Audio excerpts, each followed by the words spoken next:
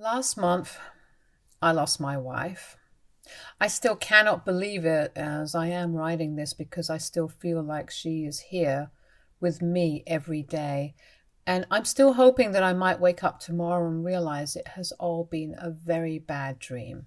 I received a call, but it wasn't the usual kind. It was an unexpected video call from my 7-year-old. It happened in the middle of the afternoon on a Wednesday while I was still at work. I noticed the incoming call from his iPad, and when I answered the call, I found him on the other end looking grim. I asked him, "What was wrong, buddy?" And he replied that something was wrong with Mommy. I asked him to give the phone to my wife, and he walked towards the living room and turned the camera to face my wife. To my horror, I saw my wife half slumped on the sofa with her head sideways. I called out her name and my son started to shake her, but she slumped over even more. My older son tried to hold her head up and told me that something was wrong and that she was too cold. Clearly, she wasn't responding and her complexion looked very pale. Without a second thought, I shouted her name and hastily made my way out of the office, ready to rush home. Our plan with my boys was always to head to a neighbor's in an emergency, so I quickly told them to run next door, assuring them I would call right back. Dialing 911, I shared our location and explained the situation. My workplace was about 25 minutes away from home. The drive felt like an eternity, yet strangely, it also felt like mere seconds, if that makes any sense. I called the boys back and they answered while knocking on the neighbor's door. Fortunately, my neighbors answered and my sons explained to them about the situation. Immediately, they all hurried over to our place so that they could help my wife. I remained on call and my son informed me a few minutes later that the police had arrived. With about 15 more minutes of driving, I pulled in and spotted my sons talking to a few officers in the yard while my neighbors stood there looking distressed. There were 2 ambulances and what felt like a fleet of police cars.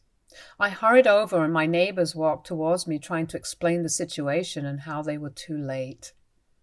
I approached the scene slowly and asked the first paramedic if everything was okay. He apologized, explaining that my wife was too far gone and that there was nothing they could do. Seeing her lifeless body, I felt like my world went numb. I was too shocked to speak. I sat down next to her, cradling her head, refusing to accept that she had gone. I don't remember what was happening around me, but all I know is that I felt pain in degrees that I can't even write about. The worst part was that my poor little boys had found her. Something had happened to her suddenly, and we wouldn't know anything until toxicology is complete.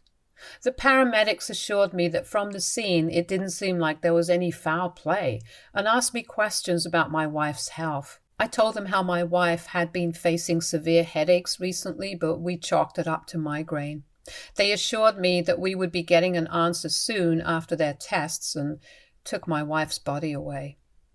My boys came and told me how they found her on the sofa thinking she was just sleeping.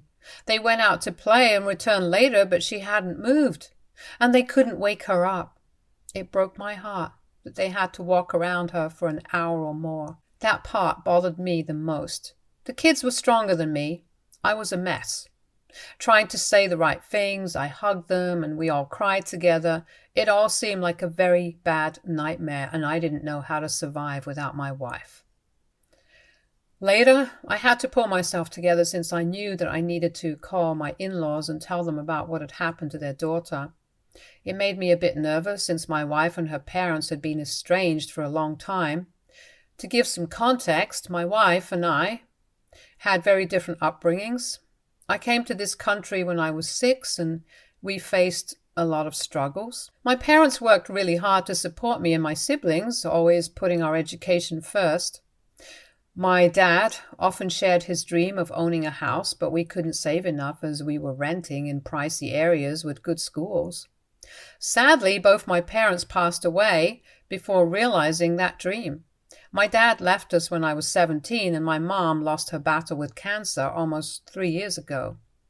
My wife grew up fairly wealthy, like private schools, designer clothes and 3 to 4 international vacations per year, flying first or business class the whole way. I was able to attend college thanks to student loans, scholarships, and part-time jobs, which delayed my graduation a bit, while her parents were able to fairly easily cover all expenses themselves.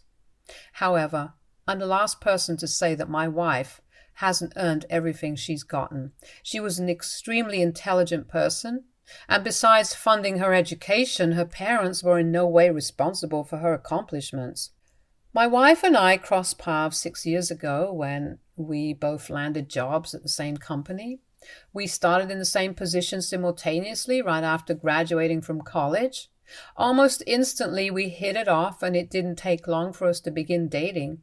Although we both still work for the same company, I climbed the career ladder a bit more rapidly than she had and made over twice what she earned.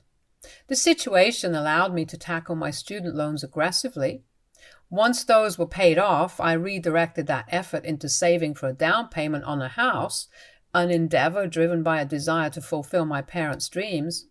When I knew that I was financially comfortable enough to start a family, I decided to propose to her. She was overjoyed and said yes. The next weekend after I had proposed to her, we decided to meet with her parents to share the happy news with them. They were happy as well and announced out of nowhere that for a wedding present they were going to give us a house. My wife was so excited, and although I was also happy, I wanted to know the details as well. Pretty quickly, her parents then told us that the house would be in her name only, and that they expected us to sign a prenup to protect any, and only, pre-marriage assets, just in case I was marrying her for money. I felt insulted by the implication that I was after their money, especially considering I earned more than my wife. Our financial approach had always been shared.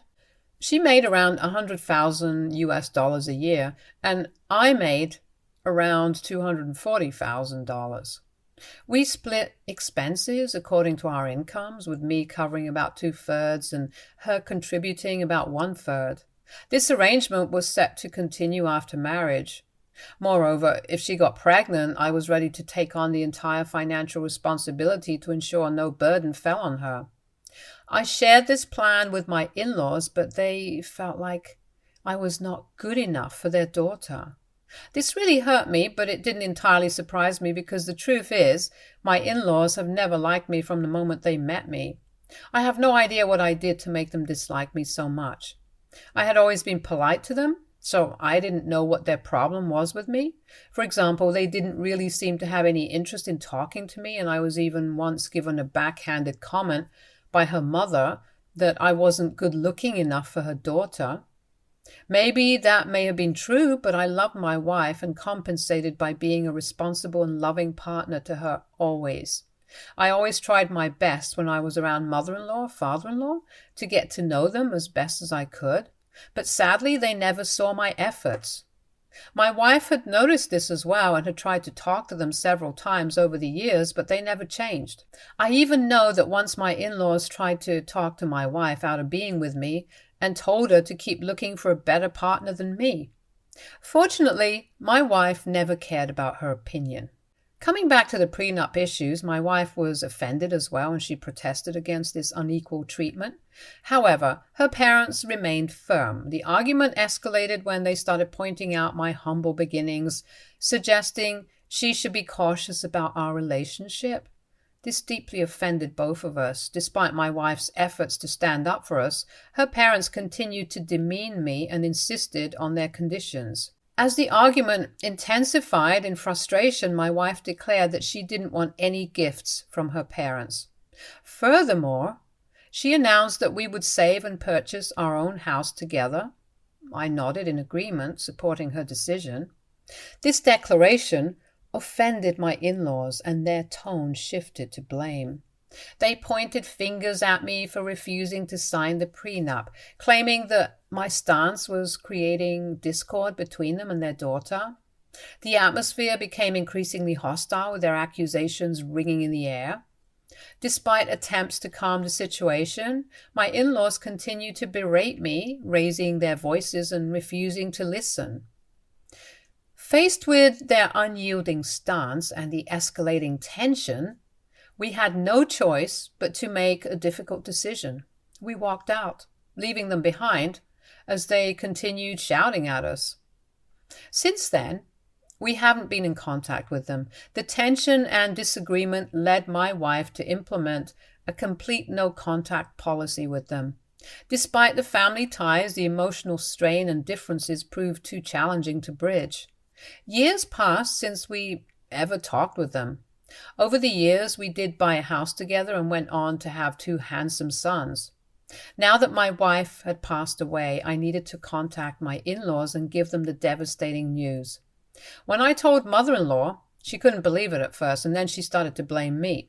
She was yelling that it was my fault that I killed her daughter and that she was going to make me pay for it. I never thought that she would support or comfort me at these trying times, but I also wasn't expecting her to react this way. I also had tried to inform father-in-law, but he didn't pick up my call, so I hoped he would hear the news from mother-in-law. The next day they showed up at my doorstep unexpectedly. They started yelling at me in front of my sons that I had killed their daughter and that they were never going to forgive me for it. My son, who had never met their grandparents, looked at them wide-eyed in shock. I tried to calm them down, but father-in-law yelled that I didn't deserve to marry his daughter and that I should have just left her alone. Mother-in-law, on her part, kept wailing and shouting at me.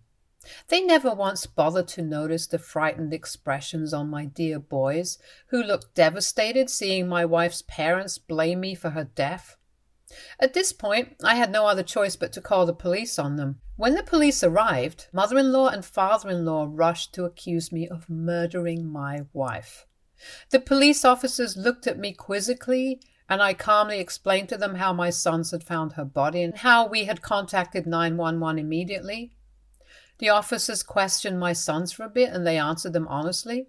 After that, the officers tried to explain to my in-laws that there was nothing that they could do at this point, and that they needed to wait for the toxicology or autopsy result. The officers asked me if I wanted to press any charges on my in-laws, but I refused.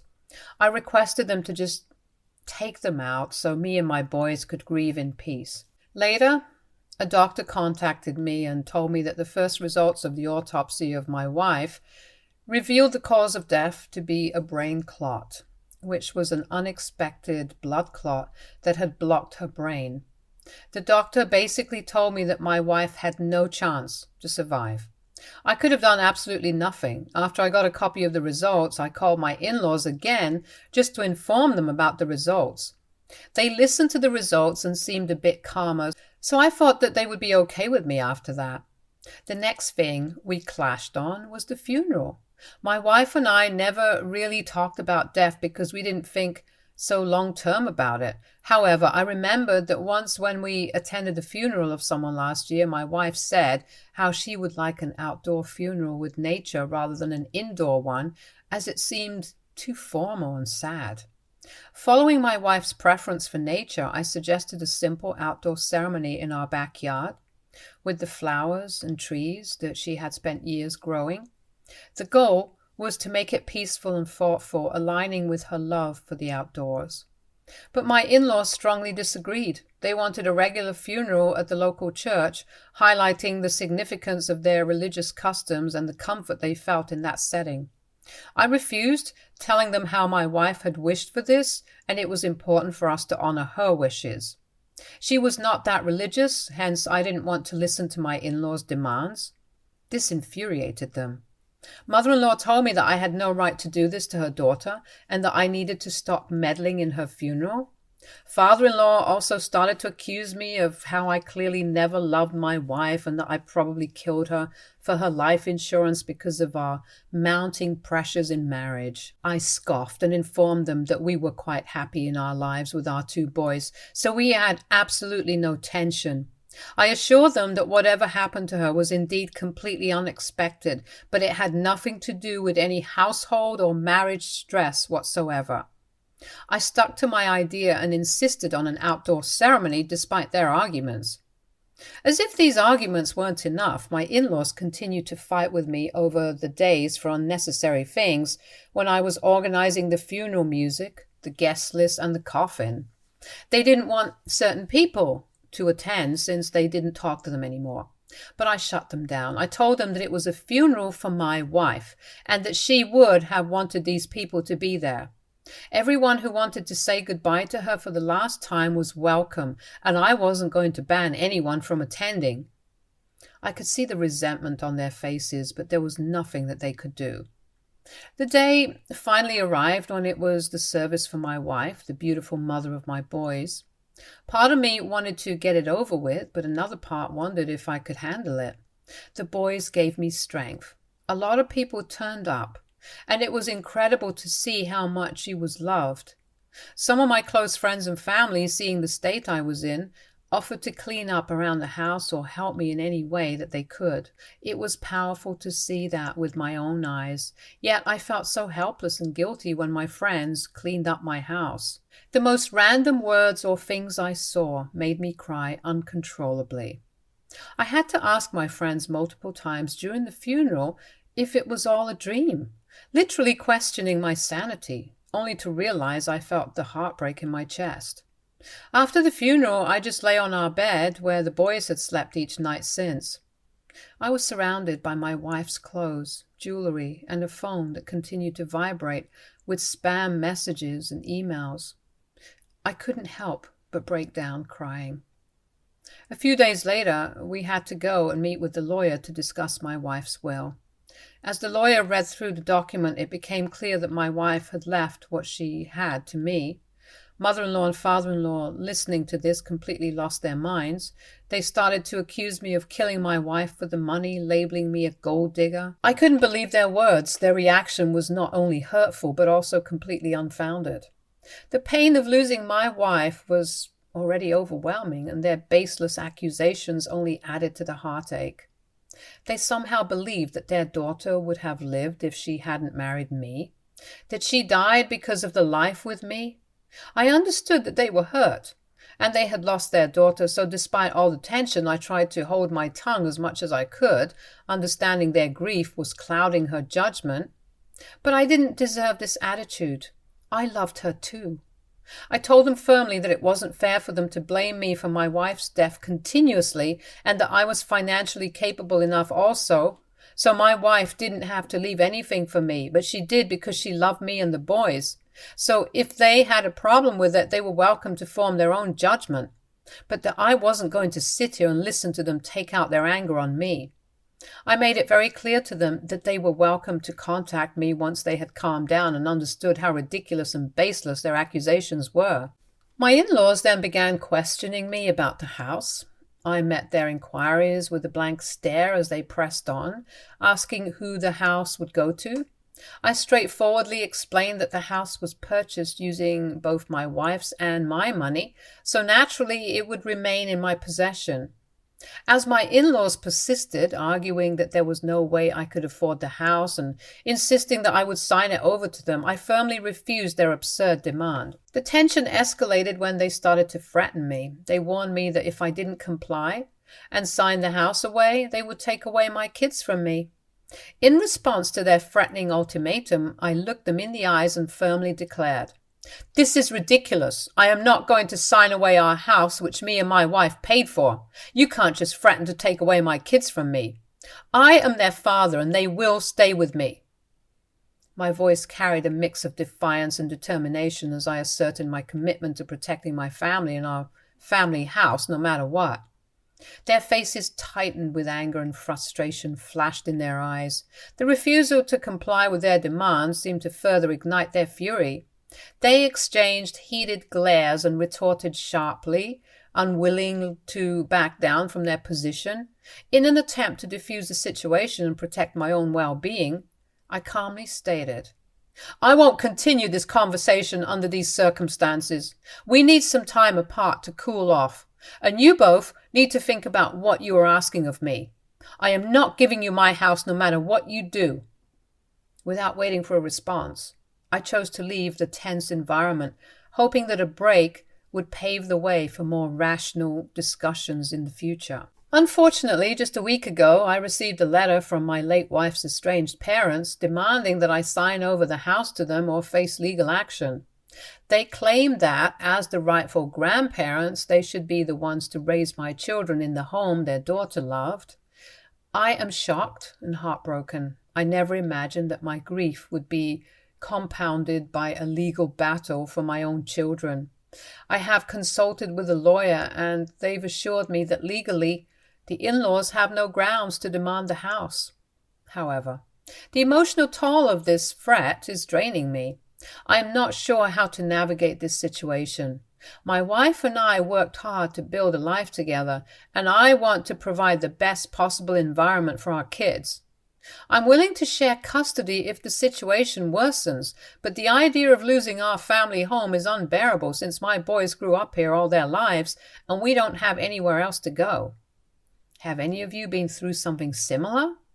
How did you handle it? Was I an a-hole to my in-laws in any way for them to take such an extreme step? I'm desperate for advice, support, or even just some honest opinions to get through this difficult time. Update 1. Hey Reddit, I appreciate all the support and advice that poured in after my initial post. It's been a rough journey since my wife's passing, and the situation with my in-laws has only escalated. Just wanted to give you all a quick update. After receiving their threatening letter, I decided to follow my lawyer's advice and not engage in direct communication with my in-laws. Instead, I focused on providing a stable and loving environment for my kids during this challenging time.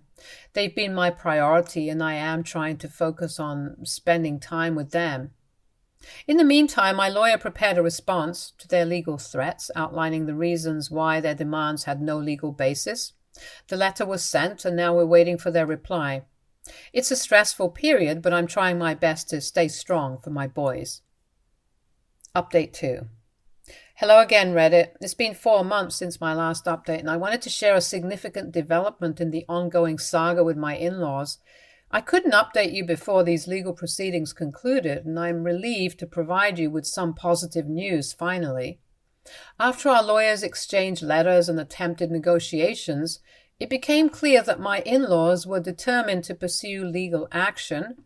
Consequently, we found ourselves in court where our respective legal teams presented arguments regarding the custody of my children and the ownership of the house.